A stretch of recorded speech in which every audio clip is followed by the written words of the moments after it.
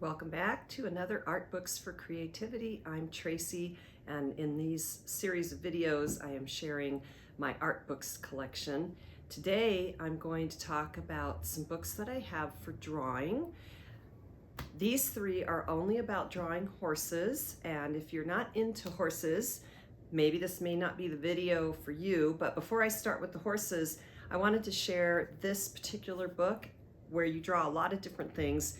This is a wonderful book. This was written by E.G. Lutz, and the original publication of this book was 1913, and it was published originally over in Great Britain.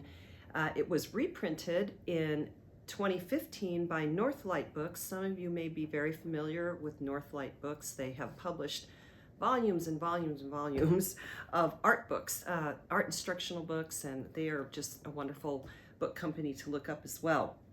So in this book, you'll notice the time period is very obvious with the style of some of these drawings, but I think this is a wonderful book, great for children, but even for adults who may not have had any foundational instruction in basic drawing techniques. So one of the things that he starts out with is how to draw a pagoda. He gives all the different step-by-step lines that need to be drawn out, and then once you draw a pagoda, he shows how you can take those same lines, make a lighthouse, and then here there's a castle. So same concept, but taking you through three different things to do with some of the same line work. And then he moves into, well, we're kind of getting a little bit into some geometry here. So we're looking at triangles, we're looking at squares, and what can be taken from a simple square to a house, to a box, and how to do all that. And of course, this is where I'm talking about, just stylistically, you can tell that this is earlier in the 20th century, just looking at the different ways that things are drawn and what was in style, obviously, at the time.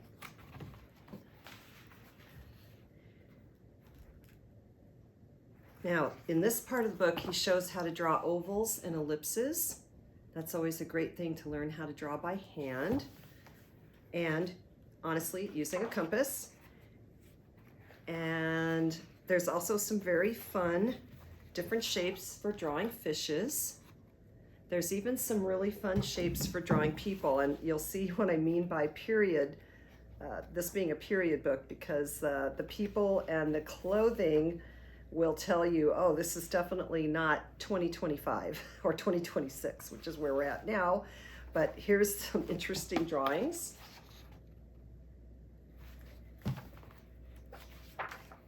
And let me find another one, because there were some very good ones. And then these here. So really great book. Again, this is What to Draw and How to Draw It by E.G. Lutz, and of course a reprint by Northlight Books. And E.G. Lutz is often cited as the inspiration for Walt Disney's animation career. And as you look through the book, you'll definitely see where E.G. Lutz probably did influence Walt Disney himself. All right, so now I'm going to move on to the three books that I have on drawing horses. And the reason I have these is because obviously I love to draw horses. I have since I was a little child. And this is one of my favorite. Now, Lee Ames, who is the author of this, Lee Ames, I believe, is also an alumnus of working for Walt Disney. And I think, let's see, I'll find that page here where it gives a little bit of background on him. And again, you can see this in just the way he draws. He gives very easy foundational shapes for drawing horse heads, and drawing horse heads in a variety of poses. So you'll go page by page, and these are also different breeds of horses. So when we get back here, we start moving from the head and the neck into drawing out an entire Arabian horse. And then moving on to Percherons and Clydesdales. Again, taking you through some of these basic shapes. You get the hang of drawing these basic shapes and you start putting them together. Then you get a guide, step-by-step guide for drawing horses out, getting the correct length between the head and the neck connecting to the shoulders connecting to the body, back to the rump, and then the correct measurements for drawing legs, because legs are one of the more difficult parts to draw on a horse, and then connecting the hooves to the legs. I would say, that's probably one of the bigger challenges that a lot of us who draw horses get into. You can see the big difference in the breeds too, Shetland pony versus an American saddle horse here. So let me find the page where it says a little bit about Lee. Here we go. Lee Ames began his career at the Walt Disney Studios working on films that included Fantasia and Pinocchio. He taught at the School of Visual Arts in Manhattan and at Dowling College on Long Island, New York. An avid worker, Ames directed his own advertising agency, illustrated for several magazines, and illustrated approximately 150 books that range from picture books to postgraduate texts. He resided in Dix Hills, Long Island, with his wife, Jocelyn, until his death in 2011. So this is Draw 50 Horses, the step-by-step way to draw Broncos, Arabians, Thoroughbreds, Dancers, Prancers, and many more. And this book was originally published in 1984, and this is Watson Guptill Publications. Okay, one of my favorite, especially for beginners learning to draw those basic lines to get the horses correct. This is another great book, Drawing Horses, Basic Drawing and Painting Techniques. The author is David San Miguel. This artist is from Spain. This is originally a Spanish book, but it was reprinted by, again, Northlight Books. Wonderful source for books. Northlight may still have a website on their own, but they also might be underneath Artist Network. So if you look up artistnetwork.com, you may see the books that they have here. So this book, again, we're starting with some basic drawing techniques. Here he's fit the horse into a box. He's divided several lines and then combines those lines and eventually starts curving out the more curvilinear areas of the horse. Here's another pose. I thought that was kind of a really interesting way to draw out a horse. And then he moves into the areas. Again, these are some of the tougher things to draw on a horse. So you've got your front legs, different poses, different viewpoints from the front to the sides, maybe to the front to the back. And then he works back into the hind legs, straight and bent. And then legs in motion. And then movement. Then he starts moving into the head. Again, these are like just the best basics to know if you are especially a beginning artist, or maybe you have a child who is just like me. I was obsessed with horses when I was a little kid. What a great book to get a young person to learn how to draw horses correctly. Here is heads and necks. What a wonderful line drawing that he's done here. As you progress through the book and you get better at the drawing, then he'll eventually take you into painting the horses. Well, before we get to that though, there's different styles of drawing out horses. So here he has shading with pencil, hatching. Hatching is taking a pencil and going one way and then coming back the opposite direction to build some volume and create shadows. This one is shading with graphite through blocks, and those are graphite blocks. They typically look square. Contrasts of light and shadows shows you where to do that. You want to get all those basics down. Drawing is such a basic thing, especially before you pick up a paintbrush and you start painting animals or painting anything really. Getting your drawing basics down is very important. Then he moves into colored pencils, or just really working monochromatically with one shade, but working through the lights and the darks with that particular color. And then we're going to move into, taking it up into working with pastels, drawing those horses out with pastels on a colored ground. Ink drawing. Here's an example. He's drawing with ink but using a nib.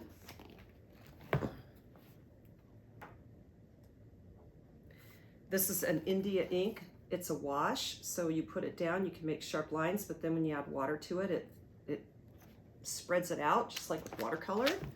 You get very strong blacks, whites, and grays. Here's a finished painting of a wash. And then Looks like he's moved into watercolor.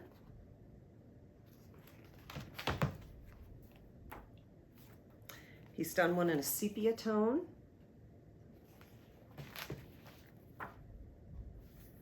And this is a rough sketch with using a mixed technique right here. I like that he teaches you how to work through all the different ways to paint the horses, as well as motion. A lot of us will get lazy, we'll just draw a horse. It's a very static drawing. They're not moving. That's usually the kind that you might see a horse being photographed. And to be able to get the horse and do something that's really wonderful and have the horse running and getting it in motion is one of those next steps as an artist that you may want to do. So great book, An Artist's Guide to Drawing Horses with Ease. This is an artistnetwork.com book. And the artist, David San Miguel, he is from Spain. And let me take a look here at the publication date for this one. Well, not in the front, so let's see if it's at the back. 2015. All right. My last book for the art of drawing and painting horses is a book called The Art of Drawing and Painting Horses. There's 5 authors, 5 artists who are part of this book. Walter T. Foster may be familiar to some of you. Walter T. Foster is famous for all the art books that have been published throughout the years for artists, going many, many years back. Patricia Getha, Janet Griffin Scott, Cindy Larimore, and Ellen Pendleton. So we have 5 different styles here. We see everything from the drawings, really great instruction, drawing basic, horses' profiles and bodies is chapter 2. I love that they use all the different materials that you're going to need if you're going to be drawing them, and what these materials are and what they do. A lot of times people will buy like a drawing set and they'll go, what do I do with this? What is this for? This book does a great job explaining what all those tools are used for when you get a drawing set. Of course, taking you through drawing out heads. Here's another good example of different line shapes, fitting a horse's head into it, bringing in those curvilinear lines. And eventually you'll get to the point where, yeah, you get it down so good that you won't even need to do this anymore. You'll just be able to freehand draw it. Just takes practice. Practice, practice, practice, as they say. Here's some great drawings of some bigger horses, horses in motion, different breeds. Let's get on to the next one. This one we're getting into drawing horses more lifelike. So this one is a beautiful example of that. Really great use of the pencil, probably graphite too. Great shadows, great lights, really gives a sense of volume and shape in that horse's head. The eye is done beautifully as well. I also like that they show another type of line drawing that helps you to draw a horse's head. Now this is going to be a little hard to see, but this has some semi-round shapes in here, several of them connecting together. The ears are put on, the neck is put on. You can see how this takes you to this, how this all fits in together, and will help you to see and draw the horse's head in that particular pose. They even show how to transfer a horse. This is one of the old-fashioned methods. I learned this all the way back in high school. This is called a graph. You're going to draw out a graph on the photograph, and you're going to have a box for every single line, and you're going to follow your graph right here, and you're going to draw it on the paper here. And this is a great way to learn too, just so that you can get all the proportions correct. Let's see, I think they had another one for doing a transfer, but boy, that graph technique, if you don't have anything else to help you, that is a great way to do it. So this is all the drawing, really great basic stuff. Then they move into the next section, which is painting horses in watercolor. They go over all the tools and materials, and there's that page. And then they start showing, starting out with that line drawing. They give you a palette of the colors and then take you through step by step on how to finish the drawing, work it up into a painting, and get all of those wonderful layers so that those details really do come through. After watercolor, they get into, I believe oils are the next one. Let's take a look here. We're still in the watercolors.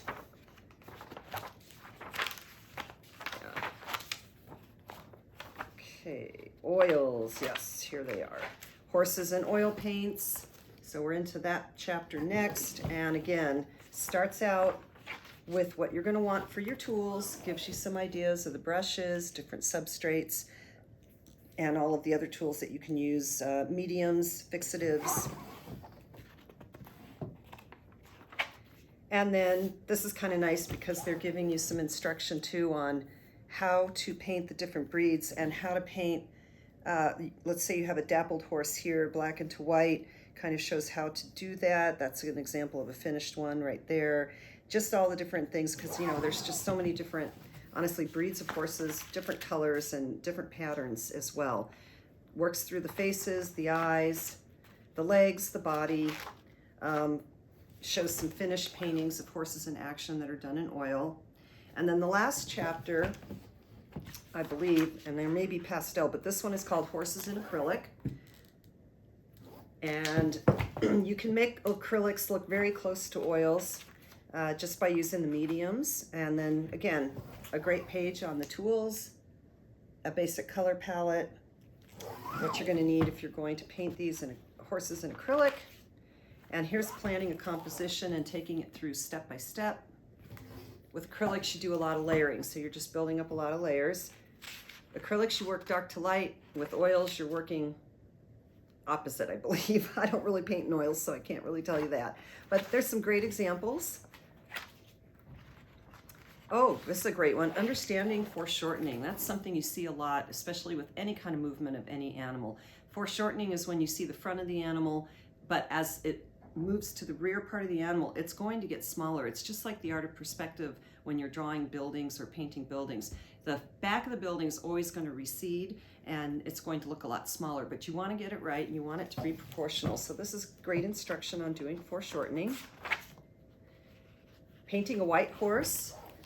White to me is easier than painting a black horse. I've gotten better with black as the years have gone on, but I'm glad to see that they've included a white horse in here. White is not just white, as we all know. Just some really great examples. Developing texture on the horses. Acrylic is great for that, building up texture. Acrylic also dries very quickly, so you can build up your layers much quicker with acrylic. And then moving on to some other techniques and different horse breeds. This one looks like an Arabian. And one of my favorite is the foal. A foal has a very different body from a mature horse, and you'll want to learn to get a foal correct because they do a lot of growing the first couple of years, but they are kind of short and squatty their first year of life, just all legs. Yeah, very good book. Again, if you're into horses, these are my 3 books on drawing and painting horses. And most of these I've either found through Northlight Books, Artists Network, and of course Amazon and Thrift Books. So I hope you enjoyed this. I think the next couple of weeks I'm going to do maybe mixed media or acrylic books. We're going to move up into some painting books. But I really wanted to get through some drawing books before I move on to other art mediums. So thanks for joining me today. Give my video a like. And if you haven't subscribed yet, maybe give me a subscribe so I can start building some followers here on Art Books for Creativity. Thank you.